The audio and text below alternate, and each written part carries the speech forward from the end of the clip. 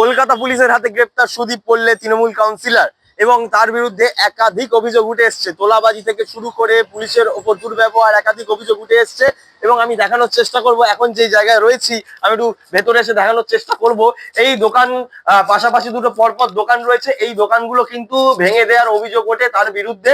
এবং এটি বাইকের একটি গ্যারেজ ছিল এবং পাশেই একটি মুদিখানা দোকান। এই দুটো দোকানই কিন্তু ভেঙে দেওয়া হয় এবং পরবর্তীকালে কিন্তু টাকা চাওয়া হয়। বলা হয় যে যদি ব্যবসা করতে হয় তাহলে এত টাকা করে দিতে হবে, লাখ লাখ টাকা চাওয়া হয়, এমনটাই অভিযোগ করছেন তারা। এবং সেই অভিযোগের ভিত্তিতেই কিন্তু ইতিমধ্যে তৃণমূল কাউন্সিলর সুদীপ পল্লে তিনি কিন্তু গ্রেপ্তার হয়েছেন। জানিয়ে রাখবো, একাধিক অভিযোগ, পুলিশের সাথে দুর্ব্যবহার থেকে শুরু করে দেখা গেছিল বিজেপি সভা মঞ্চ জ্বালিয়ে দিতে একদম শকেরো বাজার মোড়ে, এবং তারপর এই ধরনের তোলাবাজির অভিযোগ কিন্তু তার বিরুদ্ধে উঠে আসছে।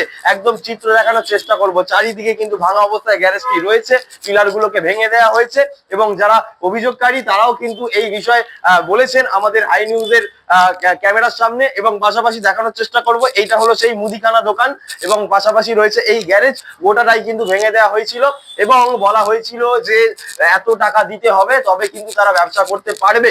একাধিক তোলাবাজির অভিযোগ এবং এই যে যার দোকানগুলো রয়েছে তাদের কিন্তু বিভিন্নভাবে হেনস্থাও করা হয়েছে, এমনটাই যারা অভিযোগ করেছেন তারা কিন্তু বলছেন। পাশাপাশি শুধু এই সব জায়গায় নয়, আরো একাধিক জায়গায় কিন্তু এই ধরনের দোকানগুলোকে ভেঙে দেওয়া হয় এবং তাদের থেকে টাকা চাওয়া হয় বলে অভিযোগ উঠে আসছে। শুধু ঠাকুরপুকুর থানা নয়, হরিদেবপুর থানাতেও কিন্তু ইতিমধ্যে অভিযোগ দেওয়া রয়েছে। একাধিক অভিযোগ একাধিক থানায়, এবং সেই অভিযোগের ভিত্তিতেই কিন্তু ইতিমধ্যে গ্রেপ্তার হয়েছেন তৃণমূল কাউন্সিলর সুদীপ পল্লে। হাই নিউজের জন্য অভিষেক সিংহ, কলকাতা।